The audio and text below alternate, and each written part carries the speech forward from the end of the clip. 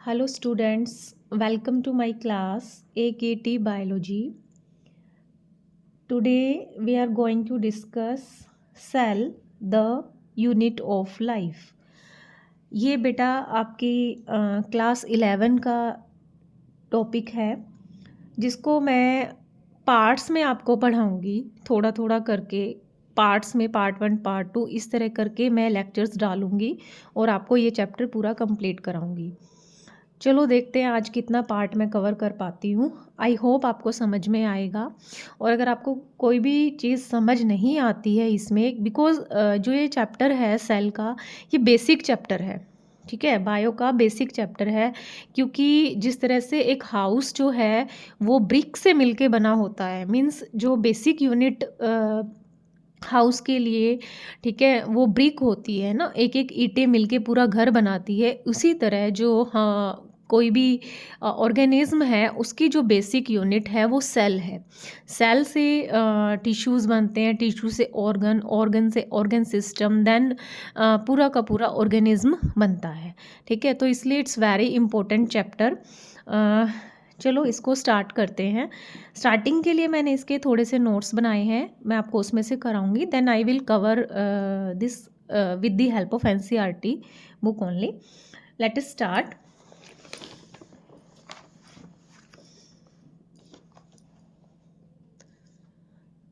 Cell, the unit of life. जैसे मैंने आपको अभी बताया कि घर जो है जैसे ईंटों से मिलके बना हुआ होता है, तो ईंट जो है, ब्रिक जो है, उस घर की बेसिक यूनिट होती है। उसी तरह cell is the basic unit of life, ठीक है। अर्थ पे जो लाइफ है वो उसकी बेसिक यूनिट जो है वो सेल है, ठीक है। ऑल लिविंग ऑर्गेनिज्म, जितने भी लिविंग ऑर्गेनिज्म हैं, प्लांट हो या एनिमल हो, ह्यूमन बीइंग, ठीक है, they all are composed of cells, ठीक है। तो जो लिविंग ऑर्गेनिजम्स हैं उनको हम दो कैटेगरी में डिवाइड करेंगे, यूनिसेलुलर एंड मल्टीसेलुलर। यूनिसेलुलर और मल्टीसेलुलर लिविंग ऑर्गेनिज्म का जो क्लासिफिकेशन है वो नंबर ऑफ सेल्स के बेस पे है, मतलब वो कितनी सेल से मिलके बने हुए हैं। यूनिसेलुलर, जैसे इसका नेम खुद सजेस्ट कर रहा है, uni means one, cellular means cell, मतलब वो ऑर्गेनिज्म जो सिंगल सेल से मिलकर बने हुए हैं, ठीक है। Unicellular organism composed of a single cell.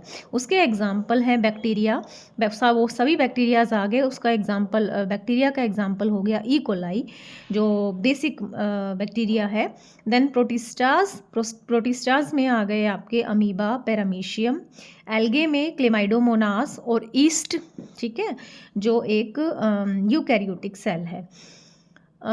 Then multi cellular organisms, multi means many, वो ऑर्गेनिज्म जो मैनी सेल से मिलके बने हुए हैं, मतलब एक से ज़्यादा, 2, 3 एंड सो मैनी, मिलियंस तक भी जा सकता है ये नंबर। तो multi cellular organism are composed of many cells. उसके एग्जांपल्स हैं plants, animals, fungi and human being. तो सेल के बारे में आपको ये पता लग गया कि सेल होती क्या है। Cell is the basic unit of any living organism, चाहे वो यूनिसेलुलर हो या मल्टी सेलुलर हो। यू कैन से कि cell is the basic unit of life, ठीक है। जीवन के लिए अगर किसी भी चीज़ में लाइफ होगी तो मीन्स वो सेलुलर होगी, राइट। तो सेल की डिस्कवरी कैसे हुई, सबसे पहले हम हिस्ट्री करेंगे इसकी कि सेल कैसे डिस्कवर हुई।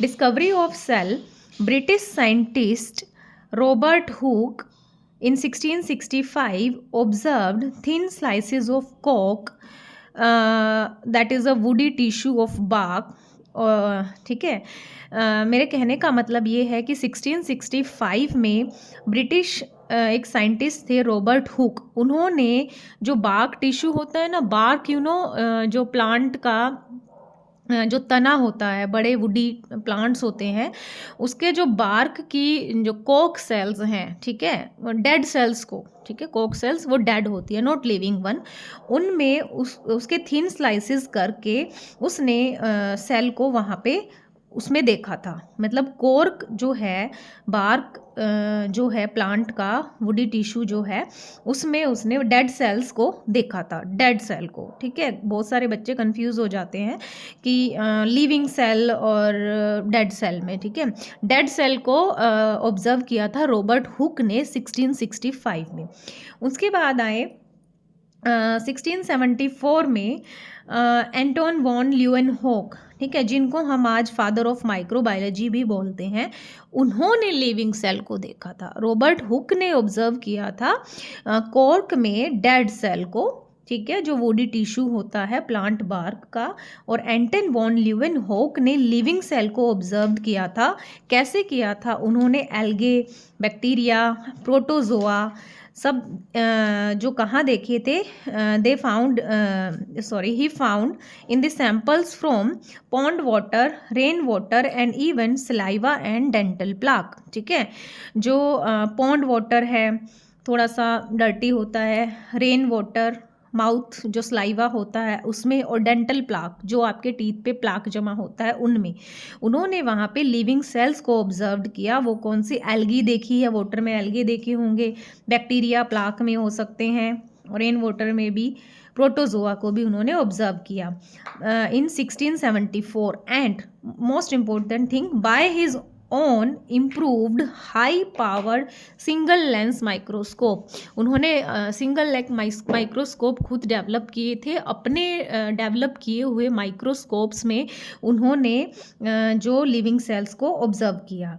दैट्स वाई उनको आज हम फादर ऑफ माइक्रोबायोलॉजी भी बोलते हैं, बिकॉज जो इन्होंने algae, bacteria, protozoa, they all are microbes, उनके ऊपर पूरी अपनी रिसर्च की है। That's why Anton von Leeuwenhoek is known as father of microbiology. Next बेटा, सेल थ्योरी। सेल थ्योरी पे क्वेश्चंस भी आ जाते हैं। सेल थ्योरी मीन्स सेल के बारे में कुछ फैक्ट्स हैं, वो आपको याद करने हैं। अलग अलग साइंटिस्ट ने अपने अपने फैक्ट दिए थे, फिर उनको कंबाइन करके एक कॉमन सेल थ्योरी बनाई गई है 1838 में। ठीक है, पहले 1665 में रॉबर्ट हुक आए, then 1674 Anton van Leeuwenhoek, then 1838 में मैथियस स्क्लेडियन जो जर्मनी के बॉटनिस्ट थे, he was a German botanist. उन्होंने क्या देखा? That plants are composed of different kind of cells which form the tissues of the plant। क्या देखा? Because he was a botanist. जो भी बॉटनिस्ट होते हैं वो प्लांट्स पे काम करते हैं। Botany is the study of plants. ठीक है, तो उन्होंने देखा प्लांट के जो टिश्यूज़ हैं वो अलग अलग टाइप की सेल से मिलके बने हुए हैं, जो आज हमें पता भी है कि सेल्स जो हैं वो उसका हायर जो ऑर्गेनाइजेशन लेवल है वो टिश्यू है। ये उन्होंने 1838 में ऑब्जर्व किया था प्लांट्स में। फिर उनके 1 ईयर लेटर 1839 में थियोडोर सेवान जो ब्रिटिश जूलॉजिस्ट थे, जूलॉजिस्ट जो जूलॉजी को स्टडी करते हैं, मीन्स जो एनिमल की स्टडी करते हैं, right. He studied different animal cells. उन्होंने अलग अलग टाइप की एनिमल सेल्स को स्टडी किया, एंड उन्होंने कहा कि the cells had a thin outer layer known as today plasma membrane. जो हमें पता भी है, आज हमें पता है, पर डिस्कवरी ऐसे हुई थी कि जो ये जूलॉजिस्ट थे, इन्होंने देखा था कि जो एनिमल सेल्स हैं उनके बाहर की जो लेयर होती है, बाउंड्री जो होती है, वो एक थिन लेयर होती है, और उन्होंने इसको नाम जिसे हम आज जानते हैं प्लाज्मा मेम्ब्रेन के नाम से। Then together Schwann proposed hypothesis. फिर उन्होंने हाइपोथेसिस दी, जो उनसे पहले जो बॉटनिस्ट थे मैथियस क्लेडियन, उनके वर्क के अकॉर्डिंग और अपने एनिमल सेल्स पे स्टडी के अकॉर्डिंग उन्होंने हाइपोथेसिस दी that all plant and animal cells composed of cells and product of cells, कि प्लांट सेल्स भी एनिमल सेल्स भी जो हैं वो सभी प्लांट और एनिमल, सॉरी यहाँ क्वेश्चन कॉमा आएगा कि सभी प्लांट और एनिमल्स जो हैं वो सेल्स से मिलके बने हुए हैं और उनके प्रोडक्ट्स से मिलके बने हुए हैं। प्रोडक्ट्स क्या है, सेल्स क्या बनाती है, प्रोटीन वगैरह, वो सब हम इस चैप्टर में पढ़ेंगे, ठीक है। That all plants and animals are composed of cells and the products of this cells, but they failed to explain how new cells formed। But फिर भी वो ये एक्सप्लेन करने में फेल हो गए कि नई सेल्स कैसे बनती है, राइट। फिर उनके बाद 1855 में आए रुडोल्फ विर्को, ठीक है। उन्होंने कहा that cells divided and new cells are formed from pre existing cells, जिसको आप बोलेंगे ओमनिस सेलुला ई सेलुला। ये वन वर्ड में क्वेश्चन पूछा जाता है, व्हाट इज ओमनिस सेलुला ई सेलुला। इसका मतलब है कि जो एग्जिस्टिंग सेल्स होती हैं वो डिवाइड करती हैं और उनसे न्यू सेल्स बनती हैं, जो आज हमें माइटोसिस और ये सेल डिवीज़न हमें पता ही है, ठीक है। He said cells divide and new cells are formed from pre existing cells. And finally इन सब के वर्क के बाद जो मॉडर्न सेल थ्योरी है उसको हम 2 लाइन में डिफाइन करेंगे, that is number 1, all living organisms are composed of cells and product of cells, कि जितने भी लिविंग ऑर्गेनिज्म है, चाहे प्लांट हैं या एनिमल्स हैं, वो सभी सेल से मिलके बने हुए हैं और उनके प्रोडक्ट से मिलके बने हुए हैं। एंड न्यू सेल्स या all the cells arise from the pre existing cells, जो पहले हैं उनसे नई सेल बनती है डिवीजन के through. This is cell theory. अगर आपसे क्वेश्चन पूछा जाता है सेल थ्योरी में, आप ये पूरा एक्सप्लेन नहीं करके ये 2 मेन पॉइंट बताओगे, अदरवाइज वन वर्ड में नीट वगैरह में या CUET में इनका इंडिविजुअल रोल पूछा जाता है, तो जो इन्होंने अलग अलग बताया तो आप वो अलग अलग क्वेश्चन के अकॉर्डिंग अटेम्प्ट करोगे, ठीक है। This is about cell theory. Now the overview of cell, मतलब सेल्स के बारे में पूरी डिटेल तो नहीं, एक ब्रीफ ड्राफ्ट ओवरव्यू सेल है क्या, इसमें क्या क्या होता है, राइट। हमने पढ़ लिया कि cell is the basic unit of life, और सेल किसने कब कैसे डिस्कवर की, और सेल थ्योरी, ठीक है। Now overview of cell, you have earlier observed cells in an onion peel and और human cheek cells under microscope. ये सबके स्कूल्स में प्रैक्टिकल्स में होता है। अनियन पील जो है आपको माइक्रोस्कोप के अंडर दिखाई जाती है और आपको कुछ बॉक्सेस से दिखते हैं, ठीक है, वो अनियन सेल्स हैं। एंड ह्यूमन चीक सेल्स वो भी माइक्रोस्कोप के अंडर ऑब्जर्व की जाती है। Let us recollect their structure. अगर हम उनकी स्ट्रक्चर के बारे में बात करें, the onion cell which is a typical plant cell, onion is a plant cell, okay, has a distinct cell wall as its outer boundary and just within it is the cell membrane, okay।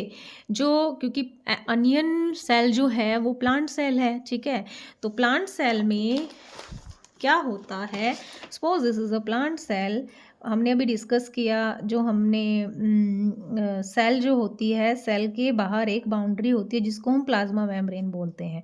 Plasma membrane के बाहर plant cell में एक additional layer होती है onion cell में, उसको हम बोलते हैं सेल वॉल। सिर्फ प्लांट सेल में ही होती है ये, एनिमल सेल में नहीं होती, और अंदर वाली जो होती है that is plasma membrane, okay.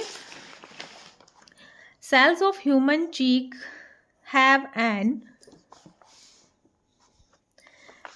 outer membrane as the delimiting structure of the cell। और अगर ह्यूमन चीक की हम बात करें, ह्यूमन चीक में ओनली, ये कोई भी शेप है जैसे सेल की, ये न्यूक्लियस है, ओनली एक सिंगल आउटर बाउंड्री होती है जो होती है प्लाज्मा मेम्ब्रेन, ठीक है। तो कहने का मतलब ये है कि प्लांट सेल में एडिशनल प्लाज्मा मेम्ब्रेन के बाहर एक सेल वॉल की लेयर होती है, और एनिमल सेल में only plasma membrane is the outer membrane. Inside each cell is a dense membrane-bound structure called nucleus. This nucleus contains the chromosome, which in turn contain the genetic material DNA। चाहे वो plant cell है चाहे वो animal cell है, ठीक है, plant animal cells, eukaryotic cells. अब eukaryotic cells क्या होती है वो मैं आपको बताऊंगी, ठीक है। इनमें सेंटर में, लगभग सेंटर में मेम्ब्रेन बाउंड एक स्ट्रक्चर होती है जिसको हम बोलते हैं न्यूक्लियस। न्यूक्लियस में होता है इसका जेनेटिक मटेरियल। जेनेटिक मटेरियल क्या, जो दैट इज़ डीएनए होता है, ठीक है। Most of the living organisms का वायरस में आरएनए होता है, जिसकी वजह से कैरेक्टर्स जो हैं वो पेरेंट सेल के डॉटर सेल में आते हैं, ठीक है। और जो डीएनए है न्यूक्लियस में, जो जेनेटिक मटेरियल डीएनए है, ठीक है, डीएनए उसका मोलिकुलर नेचर है, ठीक है। और जब सेल डिवीज़न होता है तो यही जेनेटिक मटेरियल पर्टिकुलर शेप ले लेता है जिसको हम क्रोमोसोम्स बोलते हैं, ठीक है।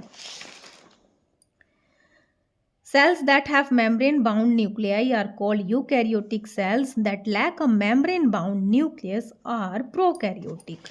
अब वो सेल्स जिनका न्यूक्लियस मेम्ब्रेन बाउंड होता है, मतलब ये न्यूक्लियस है जिसमें जेनेटिक मटेरियल यानी डीएनए है और उसके बाहर एक मेम्ब्रेन होती है, न्यूक्लियस की मेम्ब्रेन को बोलते हैं न्यूक्लियर मेम्ब्रेन, ठीक है। अब प्लांट और एनिमल सेल्स दोनों में ही न्यूक्लियस जो है मेम्ब्रेन बाउंड होता है, न्यूक्लियर मेम्ब्रेन होती है।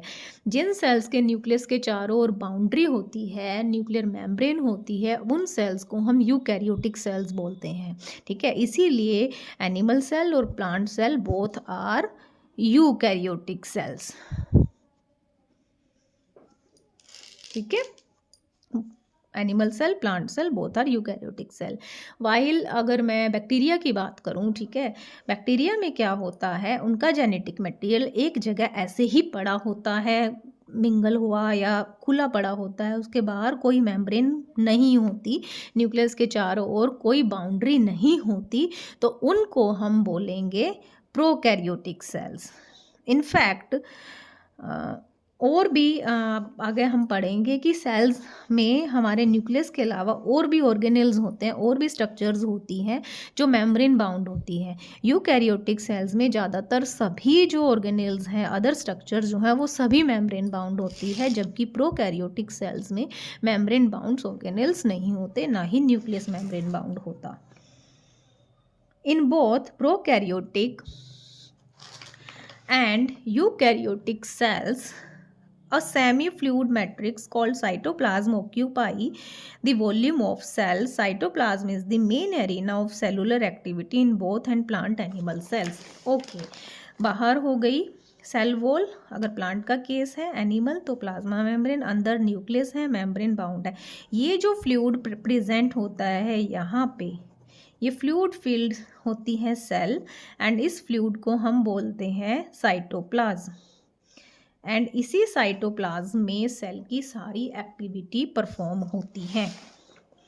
Various chemical reactions occur in it to keep the cells in the living state. अब 12th में भी पढ़ोगे, बहुत सारी एक्टिविटी हैं, जैसे ट्रांसलेशन होना, बहुत सारी एक्टिविटीज़ हैं, पोस्ट ट्रांसलेशनल मॉडिफिकेशन वगैरह, बहुत सारी प्रोसेस सारी सेल के साइटोप्लाज्म में होती है, जिसकी वजह से वो सेल लाइव रहती है। अगर वो प्रोसेसेस ना हो तो सेल डेड हो जाएगी।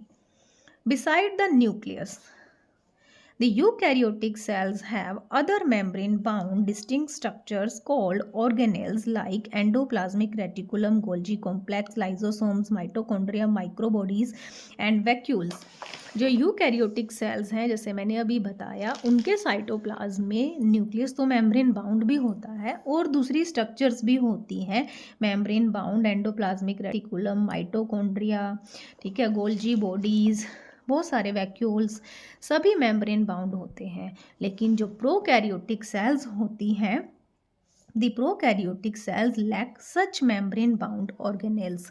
उनमें मेम्ब्रेन बाउंड ऑर्गेनेल्स नहीं होते, ना ही न्यूक्लियस उनका मेम्ब्रेन बाउंड होता, ना ही उनके ऑर्गेनेल्स होते। मैं इनकी प्रॉपर स्ट्रक्चर आपको अलग से एक डिफरेंट लेक्चर में कराऊंगी, सेपरेट यूकैरियोटिक और प्रोकैरियोटिक सेल्स की, और उसमें डिफरेंस भी बोर्ड में पूछा जाता है। Ribosomes are non-membrane bound organelles found in all cells, both eukaryotic as well as prokaryotic cell। 1 mark के लिए, नीट के लिए वेरी इंपॉर्टेंट क्वेश्चंस हैं कि ऐसा ऑर्गेनेल बताओ जो प्रोकैरियोटिक सेल्स में भी और यूकैरियोटिक सेल्स में भी मेम्ब्रेन बाउंड नहीं होता। वैसे तो यूकैरियोटिक के सारे ऑर्गेनेल्स मेम्ब्रेन बाउंड होते हैं, राइट, तो जो राइबोसोम्स हैं वो प्रोकैरियोट्स में भी यूकैरियोट्स में भी दोनों में ही मेम्ब्रेन बाउंड नहीं होता। 1 मार्क के लिए important question. Within the cell, ribosomes are found not only in the cytoplasm but also within the two organelles जैसे chloroplast in plants and mitochondria and on rough endoplasmic reticulum। और ribosome cytoplasm में तो present होता ही है, उसके अलावा आप आगे डिटेल में पढ़ोगे राइबोसोम्स जो हैं वो एंडोप्लाज्मिक रेटिकुलम के ऊपर भी मिलता है, ठीक है। उसके अलावा जो प्लांट्स होते हैं, प्लांट्स में क्लोरोप्लास्ट होता है, फोटोसिंथेसिस होती है वहाँ पे, ठीक है। We will discuss letter.